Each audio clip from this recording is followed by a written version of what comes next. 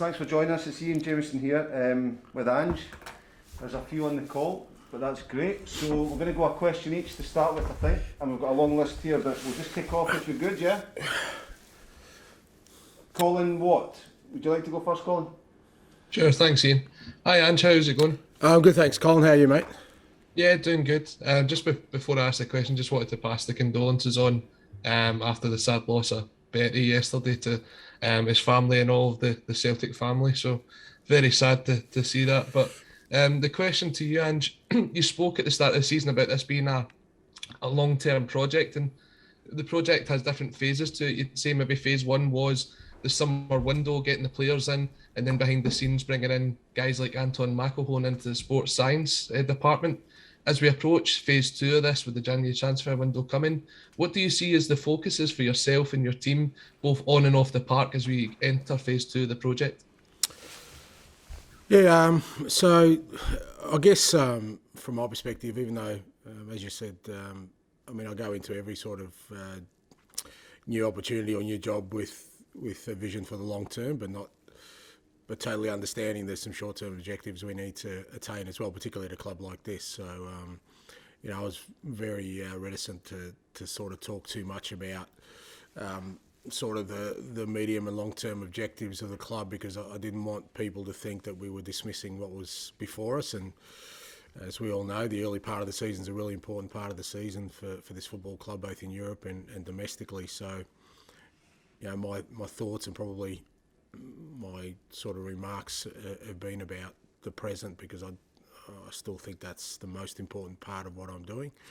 But beyond that, as you said, we went through the initial window where bringing in the right type of players for the football I want to play was important, and it was a busy period, as well chronicled, and then also sort of assessing the organisation here in terms of the staff and the infrastructure. And as you said, we brought Anton in, who's been a fantastic addition. Before that, I was very comfortable with the staff we have here and their ability to work in the manner that I want and set the environment like I want and be able to sort of execute the plans I want. So that meant that I could sort of look beyond what's here and see the gaps we have. And there's no doubt going into January, as I said, we've still got some work to do with the playing roster, particularly in terms of depth in certain areas.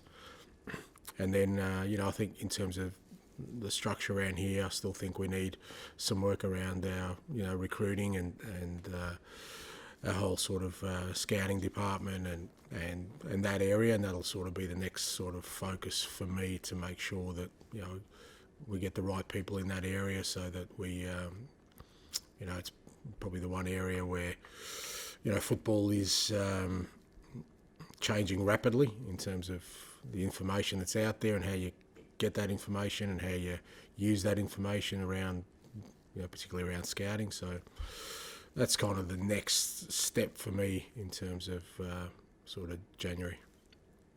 Well, thanks very much for your time, Ange, and all the best for Saturday. Cheers, mate. Thank you. Thanks, Colin. Seltzer here. Hi, Ange. How you doing? Good, mate. The Celtic fans have, of course, fallen in love with Jota. Do you expect any movement on that deal in January, or will the club and the player wait until the end of the season to get that finalised? Look, I think with all those kind of issues, I know that, people sort of get really excited. I tend to, again, let those kind of things happen naturally, because, for me, what's important is when I signed, say, and Jota's probably a good example, I wasn't just signing someone who I thought had talent. I was signing someone who really wanted to come to this football club. That's really important for me, because I think this football club gives you a unique stage if you're an ambitious footballer, because you get to play in front of big crowds in a fantastic atmosphere. You get to play in Europe. You're constantly challenged every week to be successful, because this football club demands that. So for me, it wasn't just about signing talented footballers. It's signing players who can fit the style, but also who want to be here. And that extends to, whether we keep people here. For me, the situation with Jota or anyone else who's here is that if both parties want this to continue, I think we'll make it continue. But I'm not going to be jumping at situations for any other reason than I think it's the best thing for this football club. And Jota's enjoying his football here. He's loving the club. He's loving his teammates, the way we play. He loves playing in front of our supporters.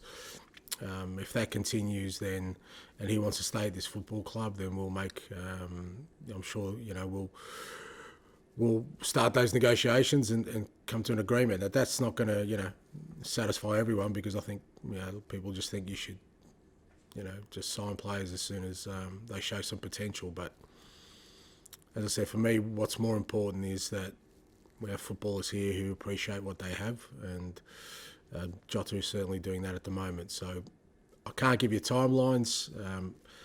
All I can say is if it continues as it is, then I'm sure he'll be part of this football club beyond this season. Thanks very much, Ange, for your time. Thank you, mate. Great, thanks. Patrick Loughlin. Hi Ange, how we doing there? Good, mate. Good stuff, man. One of the questions I've got to ask then is, obviously it's been 5 months since you've arrived at Celtic, and I understand your understanding of our league, of the size of this team there. But one of the things I would want to know is, how are you finding life over here in Scotland? How are you finding the furore with the fans, and what obviously they bring to the club and what they bring to yourself? And are you settling in? And most of all, are you loving it here at Celtic? It doesn't feel like 5 months, mate. I'll tell you that. It's probably the question people ask me most is, hey, how long I've been here, and I've got no idea, because it feels like I've been here forever, but also feels like I've been here a minute because, of everything that's happened. Life's great. I really can't complain. Obviously, I came here understanding the responsibility I have as football manager of this great club, and I take that very seriously, and my focus has totally been there. And I'm lucky because I've got a real supportive family, particularly my wife, who understands that in these initial stages that's where my mind's going to be pretty much all the time. And that's not a sacrifice for me. It's what I'm really passionate about and love. So I've settled in really well. The fans, the football club, everyone at the football club have embraced me from day one, which has been equally sort of humbling as it has been exciting for me, because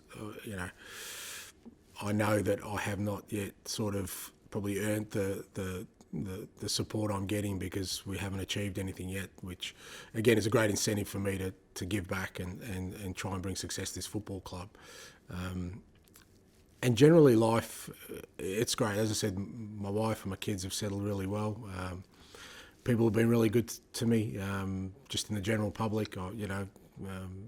People sort of say you've got to be a little bit wary. It's just not my nature. We'll go out and about and do the things that normal families do. And if we bump into people, and I'm happy to say hello. And everyone's been super kind and super generous. I often say you folk don't understand just how friendly and welcoming you are in comparison to the rest of the world. So I've been invited to numerous people's houses who I've only just met. So it's been great. But at the same time, as I said, I don't take the responsibility I have for granted in any way, shape, or form. I know why I'm here, and it's not something that's about fulfilling myself personally. It's about contributing to this great football club and its supporters, and hopefully bringing some happy times here. All the best. Thanks, bud. Thanks, Patrick. Paul at Celtic Fans TV.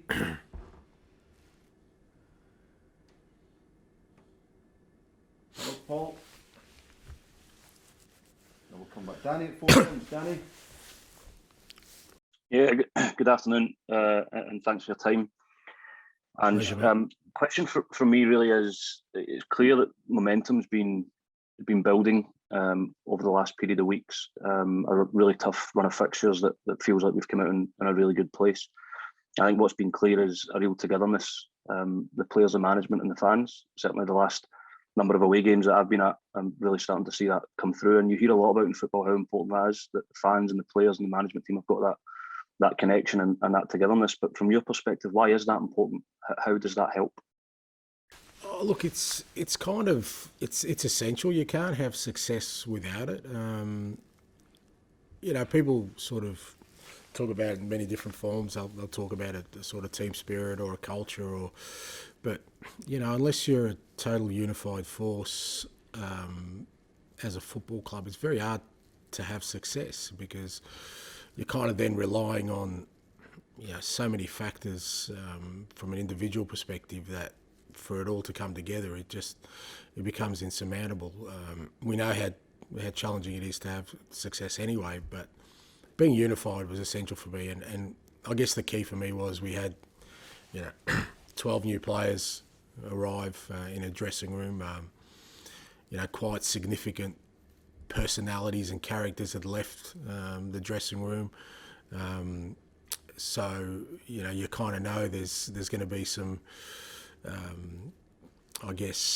trepidation there amongst the players as to how quickly they gel and they get to know one another. Same with the staff. I mean, I guess I walked in on my own without additional staff, but they still had to get to know me, and obviously I'm in a significant position here, and I'm sure that they sort of tread warily around me, all the staff, until they got to know me.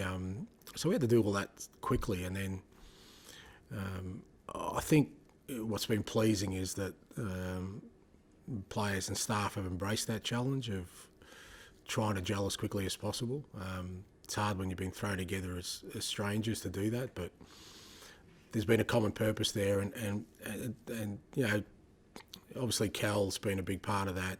Him being the leader in the dressing room in particular, of just making sure that all the new players settle as quickly as possible, feel comfortable, create the right environment in the dressing room, where it's not just about, obviously we're coming here to be driven and ambitious, but also to understand that we need to rely on each other, and we've brought in some more senior players, Joe Hart, and even guys like Nero, Biton and Tommy Rogic, who have been here a while.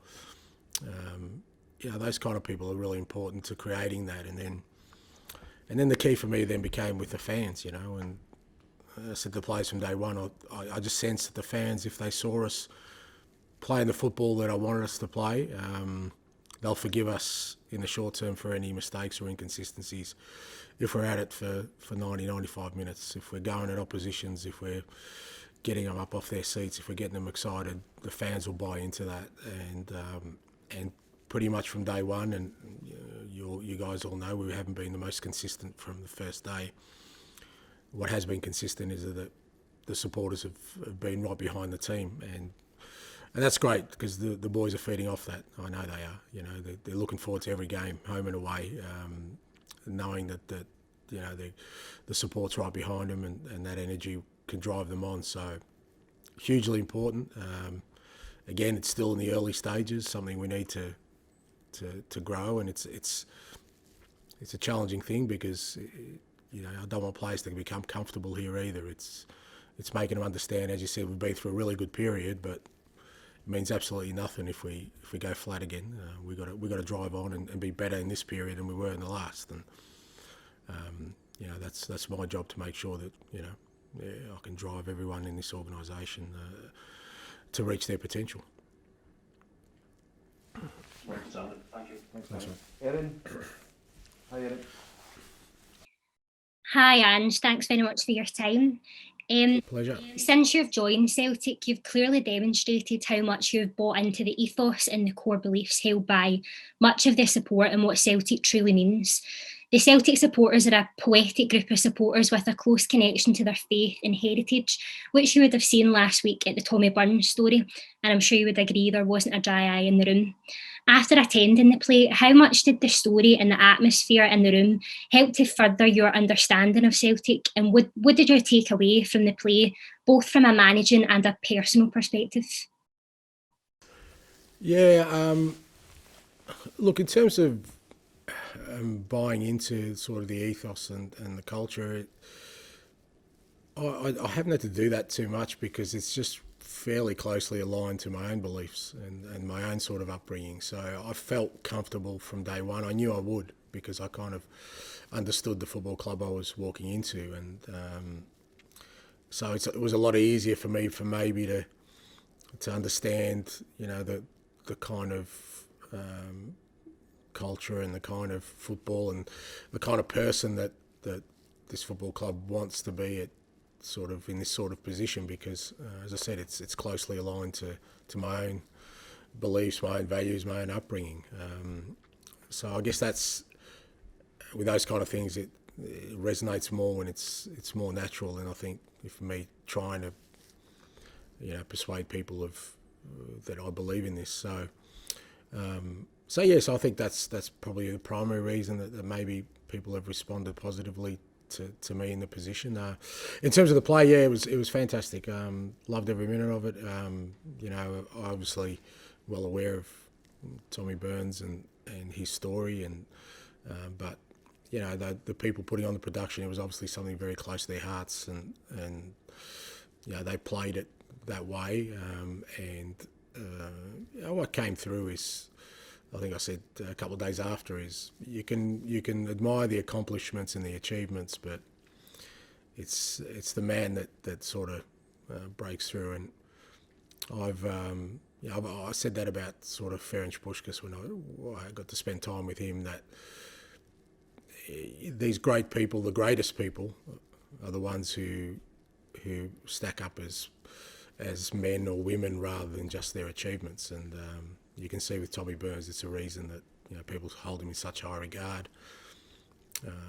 Unfortunately, you know, we lost Birdie yesterday, and again, you just read what people have to say about the man, not the player.